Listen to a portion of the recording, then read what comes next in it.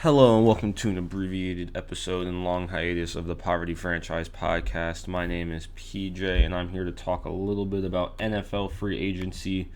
What's going on? It's not going to be a very full, comprehensive video because I do got to go to work soon. And that is my first error. I'm addicted to Altoids. Please bear with me on that. First, I want to talk about the Chicago Bears, the team that I was cursed with doing some really good moves to start off this offseason, trading the number one overall pick to the Carolina Panthers, in return getting the ninth overall pick, getting this year's second rounder as well, getting a first in 2024 and a second in 2025, and most importantly, a number one receiver in DJ Moore, which leads the Chicago Bears receiving core being probably Mooney's going to go to the slot, Claypool 2, Moore 1, Komet at tight end. Losing David Montgomery to the Lions does hurt a little bit. I think it's something that, oh my God, I placed a bet with him.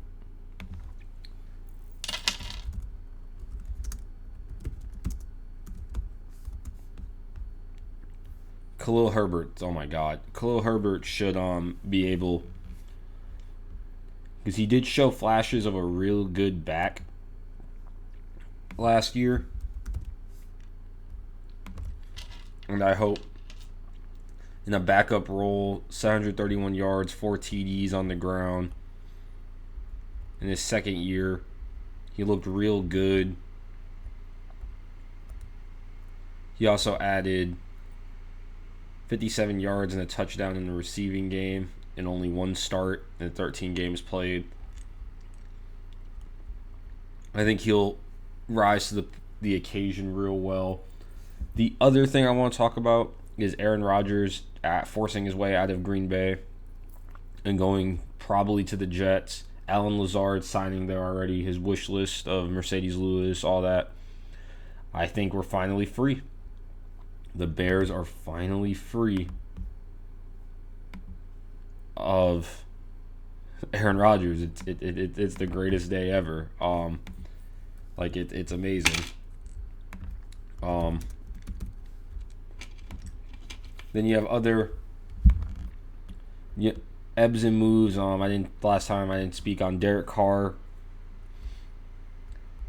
going to the Saints for lots of money per year, and then I think that's a okay move from him. It doesn't really fix a lot of their issues, but hey, they can't argue. You can't really go wrong with it. Going team by team real quick, the Bills re-signing Matt Milano. That's a good signing. Getting him an extension. The Dolphins make some good moves, trading for Jalen Ramsey, losing a third-round pick, and their backup tight end, Hunter Long. I think that's okay. Re-sign Jeff Wilson, re-sign Mostert so you keep your backfield, and then signing Mike White for if Tua can't go or gets hurt. Mike White did show good play in New York. He was probably the best quarterback on that team.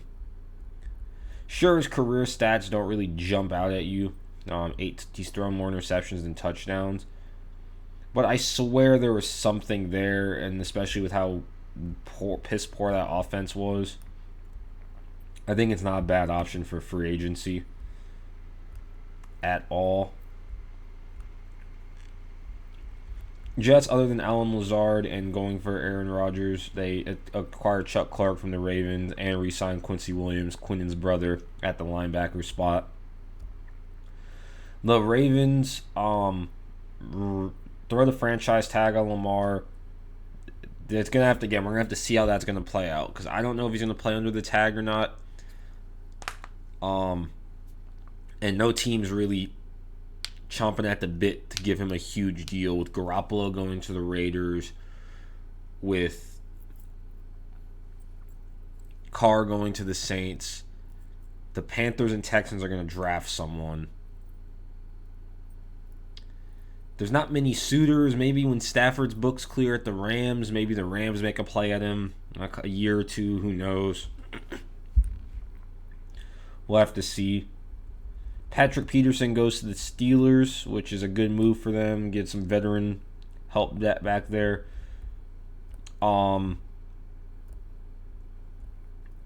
Evan Ingram gets the franchise tag from Jacksonville. He did look really good out there. And speaking of tight ends, Darren Waller gets traded from the Raiders, which is going to hurt G's production there. Gets traded from the Raiders to the Giants. And although hurt last year, he's a really, really good player. I mean, he only played 9 games last year, only had 388 yards. With the past 2 seasons, if he's healthy,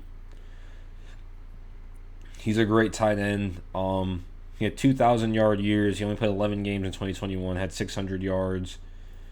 So is he injury prone? Sure. And he is 30. However, I think it's worth the risk for the Giants to give that target to Daniel Jones.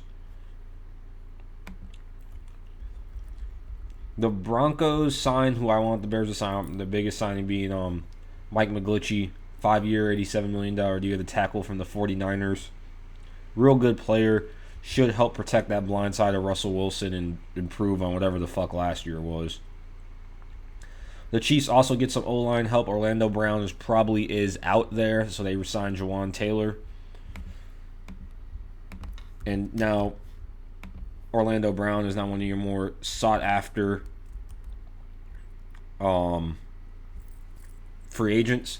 Now protect the right side of Patrick Mahomes. Comes from Jacksonville. The Raiders franchise tag Josh Jacobs. They signed Jacoby Myers, and they get Jimmy Garoppolo for 3 years, $72 million, front loaded with $24 million in year 1. Jacoby Myers signing probably means Hunter Renfrow is getting traded or cut because they don't really have the money to pay him anymore. They might as well try to get some for him or get the cap savings, which whenever he hits waivers, that'll be a very solid number 2, number 3 target for wide receiver needy teams to target. In terms of the Chargers, the Vikings waive Eric Kendricks. He signs there, and Austin Eckler asked for a trade. And then speaking of running backs, Tony Pollard receives the franchise tag. Ezekiel Elliott's probably going to get cut. It's probably the right move for the Cowboys. But again, a running back needing team, I think Zeke's worth a shot at, even if it's a number 2 guy. And they also trade for Stephon Gilmore to help bolster their backfield from only a 5th-round pick. Their defensive backfield, that is. And re-sign Lane Vander Esch on a real good team-friendly deal. 2-year, $11 million contract. Daniel Jones gets paid way too much money. Saquon gets the tag. Sterling Shepard's back through some miracle. He's still in the league. I hope he has a healthy year. The Eagles chose James Bradbury and Brandon Graham and re-signed Jason Kelsey. He didn't retire and Darius Slay has asked for his trade. The Commanders lock up Darren Payne for 4 years, $90 million, cornerstone of their defense. And again, other than the DJ Moore and the trade back acquisition, Tremaine Edwards and Jack Sanborn, Tremaine Edmonds, TJ Edwards, Jack Sanborn make up a real solid linebacking core. The Bears in the draft can target that interior defensive lineman, the premium edge rusher. DeMarcus Walker from the Titans is more of a rotational guy, good veteran, but not someone, unless he has a breakout year, which I'm not saying is impossible, but he is coming off a 7-sack year, which would have led the Bears. I think he can be a solid number 2 guy or a number 1 guy for the foreseeable future while they bring up the rookie we should be drafting. I'll have that draft breakdown. I swear I'll have that draft breakdown. Detroit Lions signed David Montgomery, 3-year, $18 million, and that pretty much means no more Jamal Williams. It's sad, but he'll find a spot somewhere in the league. They also re-signed Alex Alzone. You got to have your gritty guy like that around. Vikings signed Marcus Davenport for a 1-year, $13 million deal. The Falcons actually do a lot of work. Re-signed Chris Lindstrom to a huge extension. That's going to be important for Desmond Ridder or whoever the hell is playing quarterback there in the next few years. Taylor Heineke signing as the backup / the Desmond Ridder insurance. And how weak that division is, they could see themselves in an actual playoff spot. And if Ridder isn't doing it, there's worse options than Heineke. Dalton is the 2-year, $11 million. He's probably going to be the starter, and Hayden Hurst signs there as well, Von Bell as well. The Panthers also see how weak this division is. And I guess I don't want to throw, I think it's going to be C.J. Stroud or Bryce Young into the fire immediately if they can help it. And they have a good veteran leader there and Andy Dalton. Jameis Winston re-signs as well with Derek Carr. Michael Thomas re-signs there. This is kind of the last chance. This division is weak. All these teams have a chance of winning with the Buccaneers out the picture. So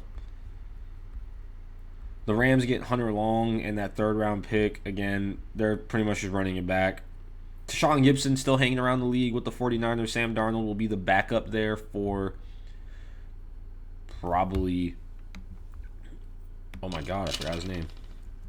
Oh my Lord, I've forgotten his name. This is not good, PJ. You've forgotten the rookie sensation's name. Just like that. Like, that's crazy. You really forgot his name. That's insane. I really forgot his name. I'm so sorry. Yes, Brock Purdy. For either Brock Purdy or Trey Lance. I think that's a solid acquisition. Just again, good insurance, especially with how often they get hurt over there. And Javon Hargrave getting a 4-year, $84 million deal. Good interior lineman, good building block there. Geno Smith gets a 3-year, $75 million deal that's front-loaded to hell. I think the Seahawks have no choice really but to pay him. And really, we're just kind of waiting for the draft. We're waiting. We're seeing what happens. We'll see what way teams go to pick up the holes. Will Anthony Richardson go? Who knows? That's their narratives decide. But you notice in an NFL video, I am going to say Clemson and Rutgers did get robbed, as First Take is that's playing right next to me is saying, even though Clemson did get robbed for the tournament, even though we also didn't deserve it because we lost to South Carolina, Boston fucking College, and Louisville, and Loyola Chicago, for fuck's sake. And Loyola Chicago one hurts a lot because I'm from the north side of Chicago. I grew up near Loyola my whole life, and it's a fucking shame that of all the teams that put us away this year, it was Denzel Valentine's brother, Drew Valentine's first year there. Peter Moser went down to Oklahoma. They were also the worst team in the